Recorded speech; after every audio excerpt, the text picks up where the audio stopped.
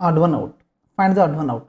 Option A 8 and 15, option B 9 and 14, option C 18 and 21, option D 15 and 22. ఈ ప్రాబ్లంలో logic ఏంటంటే ఇప్పుడు option ఏలో 8 and 15 2 నెంబర్స్ ఉన్నాయి. ఈ రెండింటికి కూడా కామన్ ఫ్యాక్టర్ 1 మాత్రమే ఉంది. 8 15 రెండింటిలోనూ డివైడ్ అయ్యే నెంబర్ 1 ఒకటి ఉంది. సో వాటి యొక్క కామన్ ఫ్యాక్టర్ 1. అలాగే 9 and 14 ఈ రెండింటి యొక్క కామన్ ఫ్యాక్టర్ కూడా 1 అవుతుంది. 18 and 21 ఈ రెండింటి యొక్క కామన్ ఫ్యాక్టర్స్ 1 ఉంది అండ్ 3 కూడా ఉంది. నెక్స్ట్ ఆప్షన్ డిలో 15 and 22 ఉంది.